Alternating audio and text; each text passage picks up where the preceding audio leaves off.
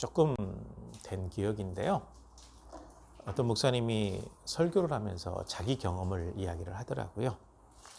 유럽에 있는 어느 교회가 부활주일 예배 드리는데 설교 제목이 예수님은 부활하지 않았다. 유럽에 있는 교회들이 지금 거의 사라져 가고 있고요. 남아있는 교회들은 어떤 교회들이냐면 하나님의 말씀 중심으로 배우고 믿는 교회는 그래도 살아남는데, 하나님의 말씀을 거역하고 잘못된 신학에 물들어서 성경을 신화로 만들어버리고 믿음이 사라져버린 교회들은요, 거의 다 문을 닫고 있다라는 사실이죠. 사실 한국 교회도 굉장히 위험합니다. 그러니까 하나님의 말씀대로 믿는 것은 굉장히 중요하고요. 하나님의 말씀에 기록되어 있는 예수님 부활에 대한 사실을 믿는 것은요, 정말 우리 신앙인들에게 중요합니다. 그래서 부활신앙, 예수님 부활에 대한 믿음을 갖는 것이 굉장히 중요하죠. 이 사도행전은 누가라고 하는 사람이 기록했습니다. 이 사람은 유대인이 아니고 헬라인입니다. 의사예요. 바울 사도가 몸이 약했기 때문에 같이 도우면서 선교 여행에 동행했던 사람이 누가 의사거든요. 이 사람이 여러 가지 많은 자료를 조사해가지고 기록한 책이 사도행전 말고 하나 더 있어요. 누가복음입니다. 아주 자세히 기록을 했죠. 그래서 사도행전에 보게 되면 데오빌로 각하여, 제가 이전에 썼던 책이라고 언급할 때 이 책이 뭐냐면 바로 누가복음이거든요. 그러니까 데오빌로라고 하는 사람이 누군지는 잘 모르겠는데 각하라는 단어가 들어있는 걸 보면 아마 귀족이나 왕족이 아니었을까라고 추측을 하는데, 정확히 어떤 사람인지 모르겠지만 데오빌로라고 하는 사람의 신앙을 올바로 잡아주고 바르게 성장시키기 위해서 누가복음을 기록을 했고, 또 사도들의 행적, 사도행전을 누가가 기록을 했다라는 거죠. 그래서 보통 이제 책이 상하권으로 나눠진다고 한다면 상권은 누가복음, 하권은 사도행전, 이렇게 연결이 됩니다. 그래서 이 말씀들을 쭉 보게 되면 한 묶음인데, 누가복음에는 예수님의 탄생, 그 다음에 공생애, 고난, 십자가의 죽으심, 부활, 승천하시는 날의 일까지 기록이 되어 있습니다. 정확하게 이게 기록이 되어 있고, 그 다음에 이 사도행전을 통해서는 그 이후에 예수님께서 승천하신 이후에 예수님의 제자들과 수많은 믿음의 사람들이 어떻게 이 복음을 전파했는지 그 내용을 기록을 하고 있는 겁니다. 그러니까 사실 복음서는 우리 신앙인들에게 정말 중요하죠. 4개의 복음서가 있어요. 4개의 복음서. 이 복음서는요, 가장 핵심적인 복음을 말씀해 주고 있죠. 그래서 복음서에 근거한 믿음을 가지고 있어야 건강한 믿음이라고 이야기할 수 있어요. 여기에서 어긋나거나 하나님의 말씀에 있는 것에서 빼버리거나 더하게 되면 그때부터는 이단이 되는 거고, 그때부터는 잘못된 진리가 되는 거거든요. 그러니까 복음서의 말씀을 통해서 우리의 믿음을 바르게 세우는 것은 굉장히 중요합니다. 그리고 복음서에서 다 중요하게 다루는 내용 가운데 하나가 바로 예수님의 부활이죠. 예수님의 부활. 예수님의 부활을 가장 먼저 지켜본 사람이 혹시 누구라고 생각을 하세요? 예수님 부활하실 때 그 광경을 본 사람들이 있어요. 네? 맞아요. 무덤을 지키던 경비병들이거든요. 경비들이에요. 왜냐하면 예수님께서 십자가에 못 박혀 돌아가시기 전에 내가 죽었다가 살아난다라고 3번을 말씀하셨거든요. 그러니까 웬만한 사람들은 다 알아요. 아는데 예수님을 아주 큰 죄인으로 모함해서 죽인 사람들도 그 사실을 알거든요. 그래서 본디오 빌라도를 찾아가서 저 사람이 살아있을 때 죽었다가 3일 만에 부활한다고 얘기를 했는데, 제자들이 그 시신을 훔쳐간 다음에 살아났다고 거짓말을 하게 되면 많은 사람들이 미혹될 겁니다. 그러니까 경비를 좀 세워주세요. 그랬더니 야, 그거 너네들도 할 수 있잖아. 너네들이 세워. 그래서 본디오 빌라도가 보냈는지 아니면 대제사장들이 보냈는지는 모르겠지만 예수님의 그 장례식하고 난 무덤을 지키는 경비병들이 있었다라는 거죠. 이 사람들이 새벽에 지진이 난 것처럼 흔들리고 무덤 문이 열리고 예수님이 나오는 광경을 보고 기절해 버렸죠. 마태복음에 기록됐잖아요. 마치 죽은 것처럼 되어 있었다. 그러니까 예수님 부활의 확실한 증거는요, 빈 무덤입니다. 사용하지 않은 빈 무덤이 아니라 장례식을 했는데 그 무덤이 비어 있는 거예요. 그래서 성경에 이것을 정확하게 자세하게 기록하고 있는 겁니다. 그러니까 주님의 부활하심을 널리 전하는 것은 굉장히 중요하죠. 그리고 사도행전 1장 오늘 읽었던 이 말씀은요, 예수님의 부활부터 승천과 재림의 약속까지를 굉장히 짧은 절인데 확실하게 정리를 해주고 있어요. 그래서 오늘 부활주일 설교 본문을 바로 여기로 잡아 보았습니다. 부활하신 이후에 이 땅에 계시면서 하신 일과 승천하신 일까지의 기록을 사도행전 1장 1절에서 11절 내용까지, 그러니까 오늘 읽었던 본문 3절에서 11절 내용까지 딱 정리를 해주고 있는데 핵심은 하나도 빠뜨리지 않았습니다. 그 핵심의 첫 번째는요, 주님께서 고난 받으셨다라고 기록하고 있죠. 그가 고난 받으신 후에, 그러니까 고난 받으신 사건은 여기에 언급할 필요가 없죠. 왜냐하면 복음서에 다 언급이 되어 있으니까요. 근데 중요한 것은 예수님께서 고난 받으셨다라는 거예요. 예수님께서 종려주일에 예루살렘에 입성하셨죠. 그 이후로 수많은 공격들, 질문들, 고난들이 계속되고 제자 한 사람이 예수님을 팔아버렸죠. 그 이후에 당하는 수많은 수모, 고난, 굶주림, 채찍질, 피 흘림, 십자가의 죽으심, 조롱, 침뱉음, 가시면류관 쓰신 모든 고난의 사건은 복음서에 싹 기록이 되어 있습니다. 그러니까 사람이 당할 수 있는 모든 수치와 모든 고난은 다 당하신 거예요. 만약에 여러분 많은 사람들 앞에 딱 나를 세워놓고 강제로 옷을 벗겨서 빨가벗겨 버린다고 한번 생각을 해보십시오. 그 수치스러움을 견딜 수 있는 사람이 있을까요? 물론 노출증 환자 같은 경우야 그 사람은 마음속에 질병이 있는 거니까 별 문제가 되지 않을 수도 있죠. 근데 평범한 보통 사람들이 그렇게 수치를 당해버린다고 한다면 완전히 빨가벗겨 놓고 가시멀리관 씌워놓고 십자가에 못 박고 침뱉고 조롱하고 야 너 한번 내려와봐, 너 살아봐. 같이 못 박힌 강도들도 네가 메시아면 한번 살려봐라. 한강도가 그랬죠. 한강도는 야야 너 죄 지어놓고 왜 그러냐. 이 사람은 또 천국 갔어요. 예수님 만나는 바람에. 그렇죠. 그러니까 사람이 당할 수 있는 모든 고난과 모든 수치는 다 당하셨다라는 거죠. 그러니까 주님께서는요, 몸소 경험을 해보셨기 때문에 우리가 고난당할 때, 수치당할 때, 힘들 때 그 마음을 주님께서 너무나도 잘 아신다라는 거죠. 그래서 도우시겠다라는 거예요. 그래서 우리를 힘들게 한 사람들은 다 그냥 책임지고 대갚아줄 테니 걱정하지 말라라고 분명히 말씀하시는 겁니다. 주님께서 고난당하셨어요. 고난의 가장 큰 최고봉의 고난은 십자가의 죽으심이죠. 십자가의 죽으심. 이 십자가형이 원래는요, 사형의 가장 잔인한 형벌 가운데 하나거든요. 사형 중에도 가장 잔인한 거예요. 가장 쉬운 거는 참수예요. 목을 베버리면 금방 끝나게 되니까. 목도 잔인한 건데 돌멩이 던지는 것도 있고 교수형도 있고 한데 가장 사람이 견디기 어려운 이 사형이 십자가형입니다. 어떤 경우는 몇 날 며칠을 안 죽어요.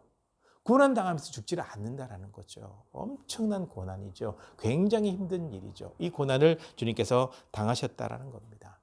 그리고 무덤에 장사되셨어요. 이 사실은 복음서에 있기 때문에 간단하게 언급을 하시죠.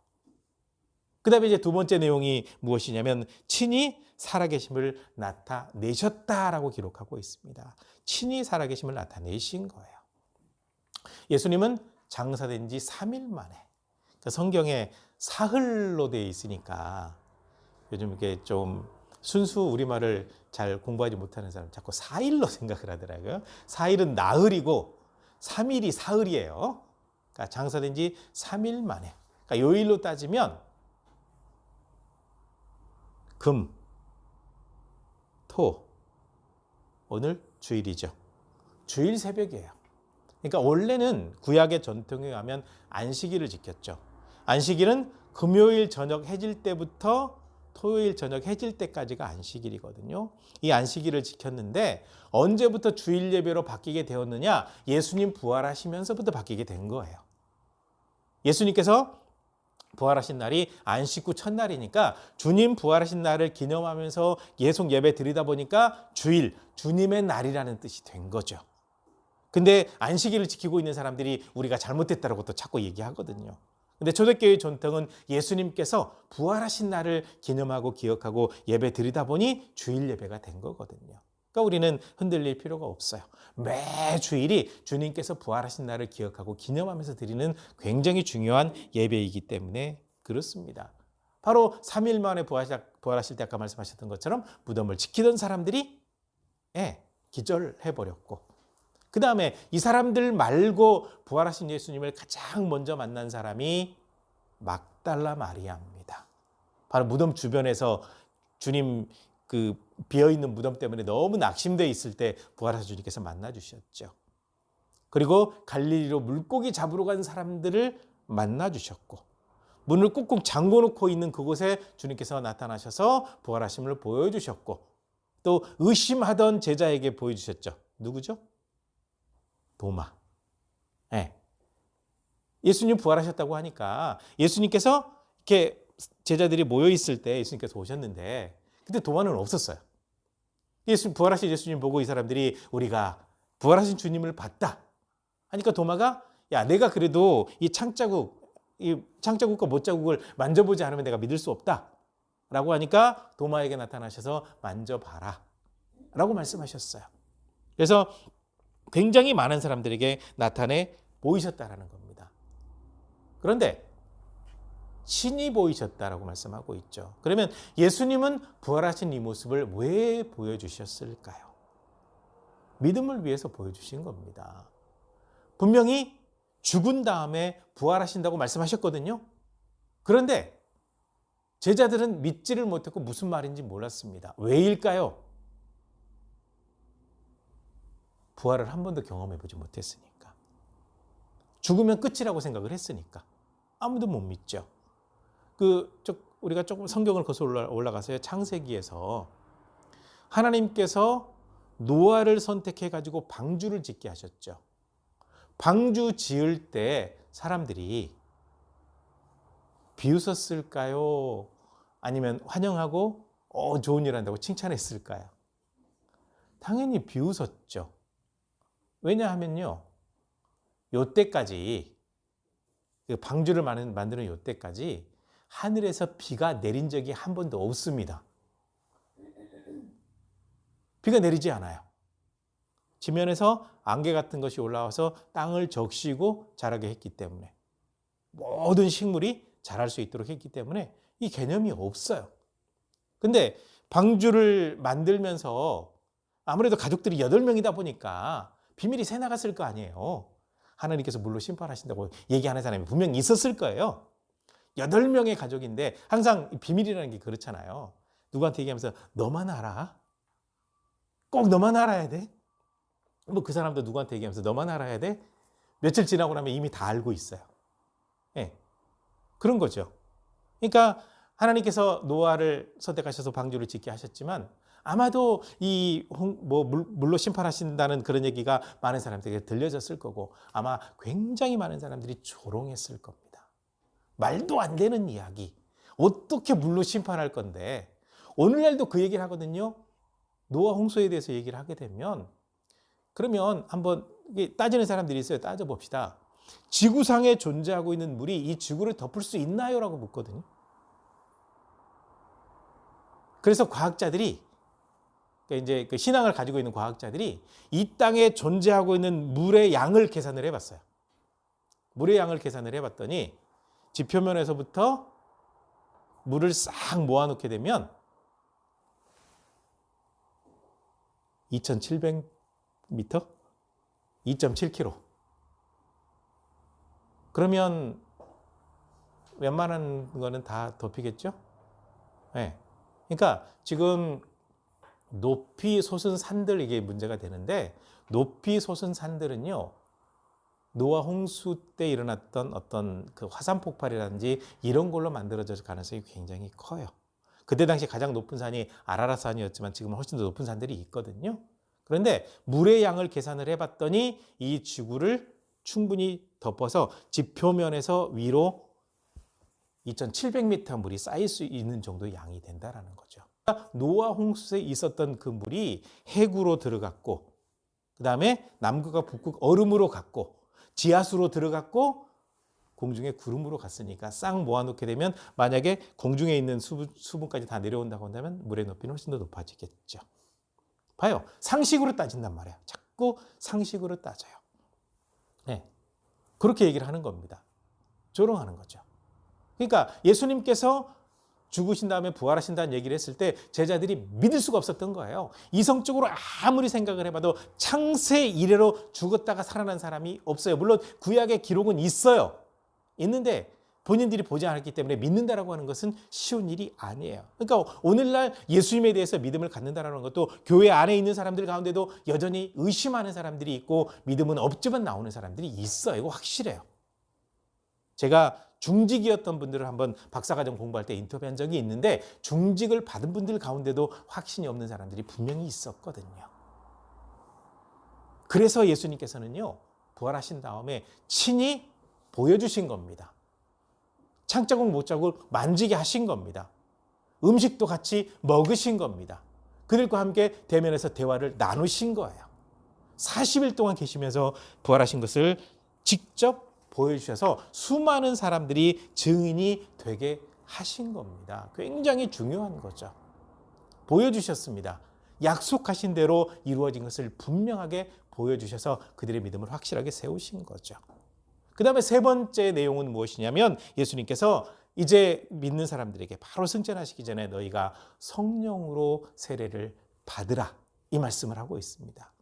세례 요한에게 세례 받은 사람들이 있고 성령 세례 받은 사람들이 있어요. 세례 요한이 베푼 세례는 물세례입니다. 이 물세례는요 조건이 딱 하나예요. 회개입니다. 회개. 죄를 인정하는 거죠. 회개하는 겁니다. 그런데 이 물세례 가지고는 안 돼요. 성령 세례를 받아야 되거든요. 성령 세례의 세례 조건은요 딱 한 가지입니다. 믿음이거든요. 회개, 믿음 비슷한 것 같지만 굉장히 달라요. 성령 세례 받는 사람들은요 분명히 예수 그리스도 하나님 성령님에 대한 믿음을 가지고 있어야 성령 세례를 받을 수 있기 때문에 그렇고요. 물세례 받은 사람은 글쎄요 뭐 그냥 표시로 받는 거지만 성령 세례를 받게 되면 영적으로 받는 부분이 되기 때문에 담대해져요. 그러니까 이걸 보시면 알죠. 예수님께서 부활하셨어요? 40일 동안 계실 때 그때까지는 그래도 부활하신 예수님 만난 제자들이 또 이렇게 좀 당당하고 힘이 있었어요. 근데 예수님께서 승천하셨어요. 승천하시고 난 다음에 이 사람들은 어디로 들어갔냐면 골방으로 들어가죠. 마가의 다락방이죠. 골방으로 들어갔습니다. 왜 들어갔을까요? 예수님 부활하셨으니까 뭔가 엄청난 일이 벌어질 줄 알았는데 승천하셔버린 거예요. 그러니까 아직은 성령 세례를 받기 전이니까 믿음이 약하죠. 기도하고 말씀에 전무했지만 어쨌거나 들어간 겁니다. 들어갔죠. 그리고 10일 후에 예수님 승천하시고 10일 후에 성령 세례 받고 난 다음에 이 사람들이 어떻게 되냐면 골방에 머물지 않고 뛰쳐나오는 거죠. 가서 담대하게 예수 그리스도가 메시아라고 증거하기 시작하는 겁니다. 그래서 성령 세례를 받으라고 말씀하신 이유가 무엇이냐면 하나님의 영이 우리 가운데 역사해야 믿음이 더 확실해지고 담대해지고 복음을 전하는 사람이 되거든요. 우리가 지금 성령 세례를 분명히 받아야 돼요. 이렇게 말씀하시는 거죠. 그래서 성령 세례 받아라. 그리고 네 번째 내용은 그러면 너희가 나의 증인이 된다라는 거예요. 예수님 부활하셨을 때 많은 사람들이 있었죠. 그중에 이제 몇몇 사람이 물어봤겠죠. 주님, 이제 주님께서 사망 권세 깨뜨리시고 부활하셨으니까 이스라엘이라는 나라가 이제는 로마에서 독립하는 거죠. 이 나라가 회복되는 거죠. 주님의 나라가 이루어지는 거죠. 그랬을 때 그 때와 기한은 아버지께서만 아시기 때문에 너희가 알 필요가 없고 너희가 성령으로 충만함 받게 되면 나의 증인이 될 것이다. 그래서 주님께서 말씀하신 것은 하나님 나라의 일, 하나님께서 원하시는 뜻이 이루어지는 거기에 초점 맞추지 말고 그거는 아버지께서 권한에 두셨기 때문에 거기에 관심 두지 말고 성령 충만을 받고 난 다음에 담대히 나의 증인이 되면 된다. 이 말씀을 하고 있는 거예요. 그러니까 한 가지 기억할 거는 있어요. 시한부 종말론 절대로 속지 마세요. 옛날에 1992년 다미선교회라는 데가 있었고 그 이후로 수많은 그 다미선교회가 해체되면서 만들어진 또 수많은 종파들이 또 생겼어요. 또 거기에다가 아무게 전도사과제 전쟁설 얘기해가지고 또 아주 확 한번 휩쓸고 갔죠. 수많은 얘기들이 계속 나오고 있고 시한부 종말론으로 얘기하고 있는데 이것은 다 가짜니까 믿을 필요가 없습니다. 우리는 그저 주님 오실 때 징조를 살피면서 믿음 안에서 열심히 주님의 증인으로 살아가면 되는 거죠. 그 말씀 그대로 오순절 사도행전 2장에 나오잖아요. 오순절에 성령 충만함 받고 증인되죠. 증인되었을 때 그 증언한 게 무엇이냐면 예수 그리스도의 십자가의 죽으심을 통해서 우리를 구원하셨고 부활을 통해서 사망 고대에서 깨뜨리셨기 때문에 주님의 죽으심과 부활, 이 증인으로 이 사람들이 열심히 복음을 전하게 된 거죠. 그리고 이 오늘 본문 말씀의 마지막 대미장식은 뭐냐면 예수님의 승천입니다. 올라가신 거죠. 그래서 모든 제자들에게 당부를 다 마치시고 난 다음에 구름을 타고 하늘로 올라가시게 된 건데 수많은 제자가 그 광경을 지켜보고 있는 겁니다. 많은 사람들이 보는 거죠. 그러니까 예수님께서는 부활하셔서 승천하실 때까지 굉장히 많은 증인들을 남겨두셨고 그 증인들의 증언으로 말미암아서 지금 이 복음이 우리에게 전해졌다는 사실을 분명히 알아야 돼요. 그러면 우리도 여전히 증인으로 살아야 된다는 중요한 명제로 같이 연결이 되는 거죠. 예수님 승천하셨습니다. 그런데 여기에서 끝나는 것이 아니죠. 예수님의 승천과 더불어 한 가지 더 중요한 내용이 첨가가 되죠. 예수님의 재림입니다. 수많은 사람들이 감남산 쪽이니까 얼마나 많이 모이는지 잘 모르겠고요. 예수님 승천하신 곳이 감남산이다 보니까 지금 이스라엘 사람들의 무덤이 가장 많은 곳이 바로 감남산이에요. 왜냐하면 예수님 재림하실 때 가장 먼저 만나겠다고. 참 좋은 믿음인 것 같아요. 말씀대로 이루어진다는 사실을 분명히 믿고 있기 때문에 올라가셨어요. 많은 사람들이 바라보고 구름에 가리워서 예수님의 모습은 사라졌는데 이때 그 광경을 지켜보고 있는 사람들 곁에 흰 옷 입은 두 사람, 자 당연히 천사겠죠. 갈릴리 사람들아 어찌 그렇게 하늘만 쳐다보고 있냐. 너희가 보는 가운데 승천하신 예수님은 가신 그 모습 그대로 다시 오신다. 구름은 뭐냐 하나 둘 이게 아니라 가신 모습 그대로 오신다라고 우리가 분명히 믿으면 되는 겁니다. 그러니까 예수님의 재림은 반드시 있다라는 거죠. 근데 이 재림을 단순하게 생각하면 안 돼요. 예수님의 재림은요, 이제는 이 땅의 종말을 의미하는 거거든요. 그래서 예수님께서 재림하실 때 이루어질 일들, 예수님 재림 전에 이루어질 일들, 재림하실 때 이루어질 일들, 그 이후에 이루어질 일들이 기록된 책이 바로 요한계시록이에요.